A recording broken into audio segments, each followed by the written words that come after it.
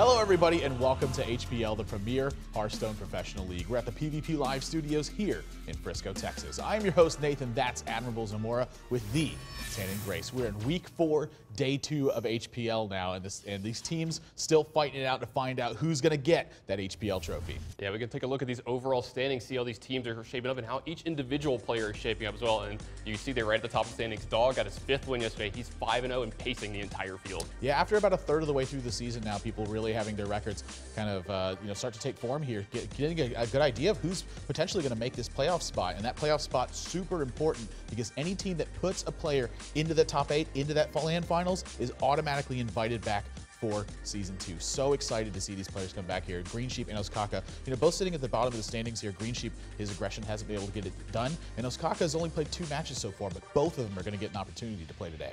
Yeah, I really expect to see a lot of better things out of both of them here today. I think they're really going to start finding their way here in HPL. Yeah, and you might be wondering how they get to that top 8 spot. Well, we're going to talk about the rules here for HPL. As for the format, it's just pure Hearthstone. Players can play whatever they want at any time. There's no way a deck can become banned. There's no way a deck can become locked. If you can build it, you can play it. Everyone's going to play against everyone else in a best-of-5 series where in between games they have time to change anything about their deck or their class in any way that they see fit. And then after that regular season, the top 8 players are coming here to Frisco, Texas to fight it out and find out who's getting that stamp on their resume that every single one of these players wants, the inaugural Hearthstone Pro League champion. And remember, that's Monday through Thursday at 5:30 Central Time. Now, the show doesn't stop here. You can go to pvplive.net. You can find player stats, league standings, full schedules, full VODs, and recaps of everything that's gone on at HPL and everything that's gone on in Hearthstone over the last couple of years. Yeah, the strategies that these players have been choosing, and more importantly, how they've been choosing to play them. Maybe you can help your own game out a little bit by seeing what the pros do when they play. And that's always at twitch.tv/PvPLive. Remember to follow that channel so that way you can never miss a live show. Always get updates of exactly when HPL goes live. And kind of talking back to replays and recaps, yesterday's matches, I have to say, felt very decisive to me in who is winning them. Yeah, absolutely. There's a lot of blowouts, huge turns from both sides.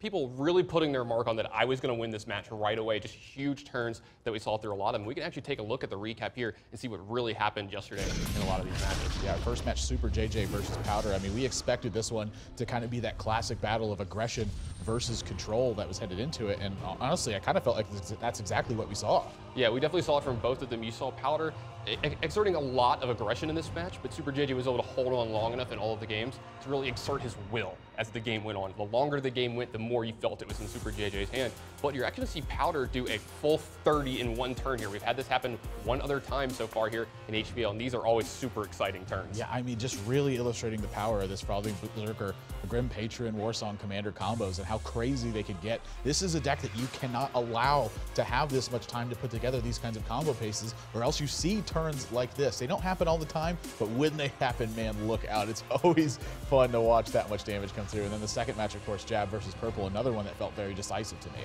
Yeah, Purple won this one 3-0. It was very, it almost seemed pretty easy for him. You could see him just get these huge turns in lethal. Jab had gigantic boards in some, I'm sorry, Purple had just gigantic boards in some of these games, and Jab was just never really in most of the games here in this match. Jab, the double power overwhelming to BO himself. A little flare there at the end. Purple using spells on himself, and then the Dog versus Zalay match. Dog had so many good queue-ups versus Dog, and this is one of the biggest turns that we saw. The double Molten Giant after Hellfire cleared his entire board and then got 18 power out. Yeah, Dog queued up very, very well in this match. Zalay played a lot of Grim Patron Warrior. He queued up Handlock three games in a row, and the fourth and threw a little bit of a curveball at him. Yeah, Zalay was able to win one of these games. Like I said, force a fourth game here, and Grim Patron, of course, the way he's going to do it, found this lethal puzzle through a Sludge Belcher. You don't always see these ones straight out, but he was able to spot that. Grim Patron, of course, been a big talking point, and I expect that to continue here. But it was, again, that last game where Dog really got the better of him. Zalay had 2 copies of Big Game Hunter in his opening hand, and after thinking about it, decided to only keep 1, but that was still enough to pull away one of his options because Dog swapped up to a much more aggressive style at that point. And you could see it in Zalay's face. He had a smile right after Dog had played that turn 1 Flame Imp, like, yeah, You got me on this one. Yeah, usually the stoic, good poker face delay kind of gave him good game, sir, well played, gave him the grin, and it was pretty much over from there. Yeah, we're going to talk about tonight's lineup, though, as we move forward here. Today with the 3 matches that we have for you. Yeah, they're pretty good as well. We got Ostkaka versus Kranich. Now, Kranich is 2-2 here in HPL, kind of with a lot of flair going on. Ostkaka playing, more stock, powerful decks. Zalay, like we talked about, a lot of Grim Patron Warrior, a lot of combo decks lately. He's playing Green Sheep in our 3rd match. That should be a good one, combo versus aggro there. But our first match of the night, the one we're going to start to set up right here, Superjj versus ErA. I'm pretty excited about this one. This one's going to be a great match. Superjj is coming into this match at 3-1 here in HPL. His only loss so far is to Dog, his teammate. He's 5-0. Now, Superjj leads all of HPL in terms of DEH. He's dealing a ton of damage to the enemy hero. He's at 25.6 a game. Now, he's been doing this with huge combos in all of his matches. You can see this in the classes that he's been choosing to queue up. He's been getting almost all of his wins with Druid, Rogue, and Warrior. These classes do huge combos. Now, with these classes, he's been forcing people to play really long games. He's making sure he gets the time he needs to get off these game-winning plays. And since these games have been dragging on, how's he still winning in these long games? He's been buying himself time by controlling the board. He is 5-1 in games in which he has killed at least 10 or more minions out of his opponent. So look for that tonight. If he kills a lot of minions, gets to the late game, he's going to be winning. Yeah, Superjj really has been playing a lot of these longer games. It seems to me that he's kind of been adapting to his opponents a lot better than they've been adapting to him, and he's been finishing them on his own time, with big burst combos towards the end of the game. It looks like he's so practiced with this kind of strategy. It's almost like he's imposing his will on his opponents, and we've seen that in his interviews. He's been very confident coming out of the matches and talking about how he's taking control from players and making sure that he can pick up these wins. So far, aside from Dog, the matches have looked fairly easy for him. Yeah, and we're going to talk about his opponent coming in. It's going to be ErA. He's coming in at 2-4 so far here in HPL. Now, he's got the 2nd lowest DEH here in HPL. So, unfortunately, he's coming in at an 18.5. Now, this is kind of a factor of the decks that he's been queuing up, which they've been kind of slow and grindy. So when he beats you, he's had an iron grip on these games and finishes you off from there. But when he's losing, he's just getting run over without getting in, a whole bunch of damage in those games. Now, he is 4-1 with Mage here in HPL. He's been playing a wide variety within that class. So maybe he should be playing a little bit more of those decks instead of trying to play all these over-the-top, really grindy decks that haven't exactly worked for him every time he's tried it out. Yes, ErA's been kind of very unique in his strategies. I would almost say unconventional is one of the best words that you can use to describe that. Been very creative and practical, and frankly, fearless in queuing up these kinds of decks. Early on, he had one of the busiest schedules in HPL. I'm pretty sure it was actually the busiest one. And he didn't have that info that other players have right now. Like, how would players tackle this format? What would they play in HPL? He kind of had to set the pace for that. But now, this last week in week 3, he kind of had that whole week to rest and evaluate what he should be doing and be able to kind of keep his emotions in check and make sure that he's unaffected by the fact that he had this rocky start here in HPL. He's a third way through the season. He does have a losing record right now, but this is the time where he can turn all that back around. He's seen how other players have been adapting. This is his time to use that innovation to find the right spot for him. It is a great point. Getting ErA that couple days off is going to go miles. Now, when we take a look at both of these players, they've had a very similar idea in their game plans here in HPL. They've both been going very long. They average 9 to 11 turns per game. So they both want to get into that late game territory. Now, while they both have that same idea, they've had different goals within their game plans while they're doing that. Superjj, he's been trying to control the game to a point where he can combo you out. ErA has been trying to go over the top of you and everyone and just outlast them.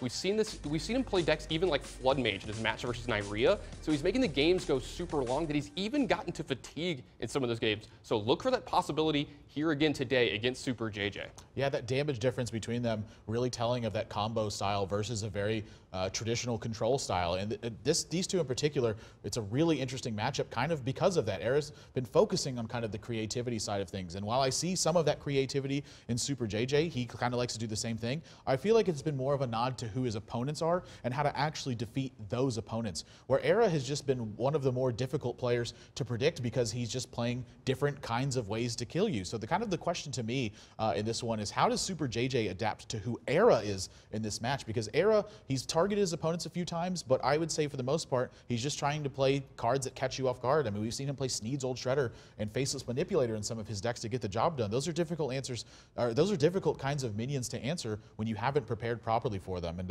so I'm going to talk about what I think these players need to do to win this match. And for Superjj is the one I'm going to talk about in particular. The first thing I think he needs to do is keep playing these combo strategies. Against ErA, he wants to take it to the long game and turn it into a giant grind. Don't fall into that game plan. Make sure that you're actually killing him once you get to that point. He's going to give you plenty of time to find those cards. Abuse that style of strategy. And the second thing I think he needs to do, kind of tying in with those combos, is avoid extremely long games. If you want to try to play the grind game with ErA, he has shown that he's more than willing to commit a lot of resources to being able to fight that battle. I think if you're falling into that game plan, that's where you're giving ErA the most edge. So avoid those super long grindy games and try to finish him once you've put together all the pieces. Yeah, those are really, really great point answers. Now, how is ErA going to win this match? I think he needs to refine his strategies. ErA has had to play 5 straight days at one point here in HPL, and that schedule can get to anyone. Preparing for 5 different opponents in 5 days is very difficult. You don't always have time to make sure that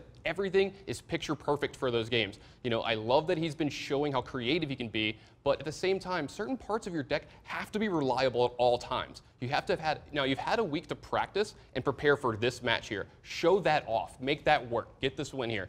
Second one, play Mage, man. You're 4-1 in here at HPL with Mage. Superjj wants to play these really, really long games. Fine, it's fine. Just keep playing. Yeah, just keep playing these long games. Just go over the top of him. Play Flood Mage, run him out of the gym, outlast him and weather his combos and get him that way. Yeah, I think that's actually one of the best ways he can win this if he takes it to that super long game point. But as far as who I think's got the actual edge in this match, who do I think is going to take it, I have to go with Superjj in this one. Complexity has been looking so strong right now. They have a combined 8-1 record. Superjj's only loss is within that team to Dog. They've won every single match where they haven't had to play against a Complexity member. When you take all those things into account and the fact that he's been a little bit more willing, I think, to play combos than ErA has been, Superjj, in my opinion, has a drastic edge. Yeah, I got to agree with you there. I think Superjj's got an edge. I don't know if it's super drastic. I think these games are going to be kind of close. If they go super long, ErA's going to win, but I got to believe that Superjj is going to keep that from happening and finish these games off early enough to get the win for himself. So who do you think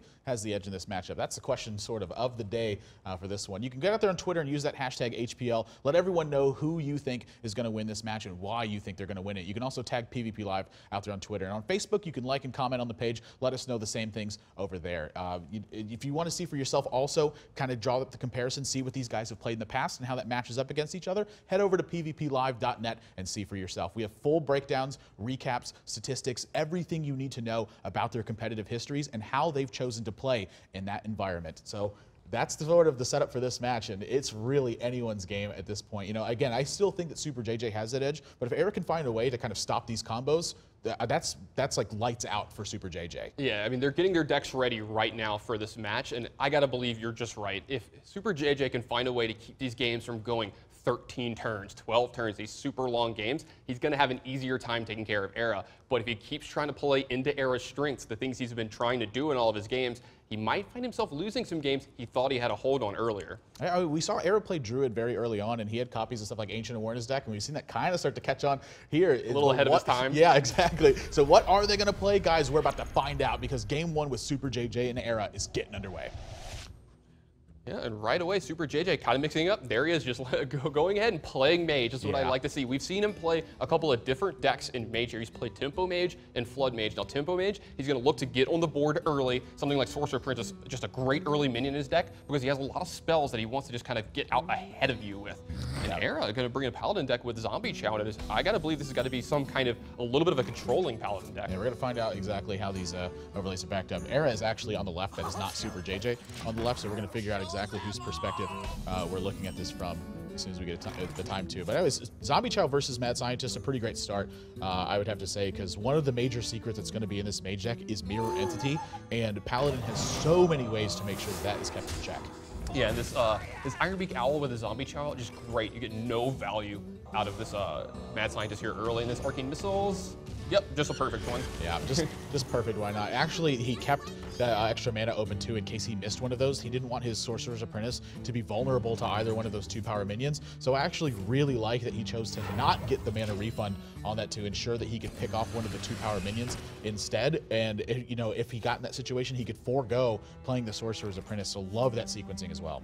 Yeah, it's a pretty interesting turn here for the Tempo Mage. Do they want to draw cards first? Do they want to Frostbolt and get the information off the Pilot Shredder? But he's just going to go for the extra information of getting this Arcane Intellect going. And ooh, Mirrodin, that was a pretty good pickup here. It's going to make his turn be really fluid. Yeah, I'm curious now actually how the Sorcerer's Apprentice is going to go too. I guess upstairs, you know, given the way that this deck wants to play, it actually needs so much damage to be put together and then finish you off with burn. He's got 15 points of burn in his hand. He doesn't have any minions to follow it up, and that is the perfect answer to a mirror entity straight away is a Zombie Chow. Yeah, not only does it take the Mirrodin away from him, giving him a kind of less than stellar minion, but it's going to actually give him a Zombie Chow. So whenever he decides to actually kill the Zombie Chow, he's going to be getting some of this life back that he's taken from these early aggressive mage plays. Yeah, one of the best ways that you could counter mirror entity is Zombie Chow. It's got to be just one of the best. You get back 5 health. I mean, it's such a great deal for countering something they had to invest in. So 2/3 is going to be popped out here. This is 7 power on the board.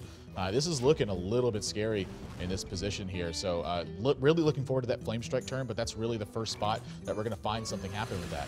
Yeah, you're going to really look to see him try to weather this storm. This Flame Strike is going to be very, very good going forward. If he can figure out how to stave off the beats coming from this turn, there's a lot of aggression coming from him. This Frostbolt is going to help to come out. He's, you know, River Crocodile, not the worst thing in the world. It's a 2-power minion. It could have been a 3-power minion. You know, he could have gotten something a lot worse there. So, yeah, I mean, you see him not commit anything to the board there. He's willing to take all of this damage and not give up another card here because he wants to try to sweep up everything in this Flame Strike. Yeah. You just get maximum value from this card. Love this patience, too. I mean, you take a lot of damage in the process, just like you said, but this is such a big value Flame Strike at this point. I mean, this game is now completely even again, you know, aside from the difference in life totals. So it's a matter of whether or not the Paladin player can get something like Quartermaster done and really make a big difference there.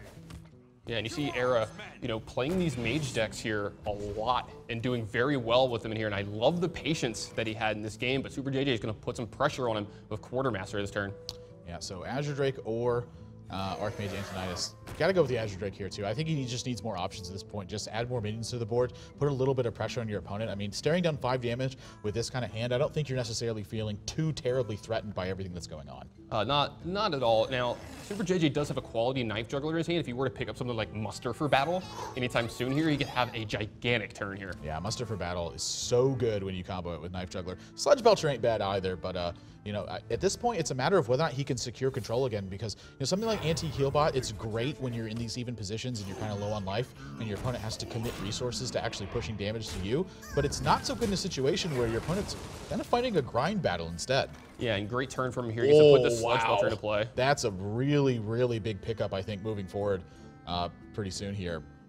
You know, being able to Archmage Antonidas and then Mirror Image behind that, this looks to me like it's going to be a Mechanical Yeti in combination with a Fireball. Just again, kind of continuing to control this board and forcing Superjj to have to deal with all of this coming forward. Is he actually going to Mirror Image right now? I think he's thinking about it, but I almost feel like he can't. He needs to get value of this Archmage because like the line that he's taking here, just trying to get board presence here, he needs to find a way to deal 30 damage, you know, 28 damage to JJ from here. So it's going to be hard for him to do that if he doesn't get value at least once or twice off this Archmage. Yeah, I totally have to agree with you in that regard too. I mean, if you played the Mirror Image, there's something I think to be said about it in that he obviously has a lot of 1 and 2 mana spells in his deck, so can still get value just based on his future draws, but I think he needs to do something more swingy to the board, and I think that having your opponent invest into an Archmage and at the same time getting Fireballs is really where you need to be with that. Yeah, Superjj pushing for a ton of damage here. ErA's down to 14. He is taking a ton of damage here. He needs to find a way. I mean, you saw him Flame Strike earlier. Do you think he has a second copy of a card like that? Because he's starting to fall really far behind. I think it's definitely possible. Advocate Auctioneer gets picked up. So gonna be able to draw a lot of cards, but you know, with Archmage Antonidas out, do you really need to draw I don't think you need to draw more cards other than Fireballs. Yeah, you just got to get the board established under control. Blessing of Kings, hang on a second now. So 1, 2, 3, 4, so 6 to 10 damage available for Superjj this turn, just shy of being able to kill ErA in this spot. But you have to know that with ErA playing this kind of strategy that you may want to push for more. I'm sorry, take it back. If he wants to equality, he's got 3, 4, 5, 6, 7, 8, 9, 10, 11. He's got 12 damage here in this spot. Is he? Whoa! He's going to try to push for lethal here if he gets some good juggles.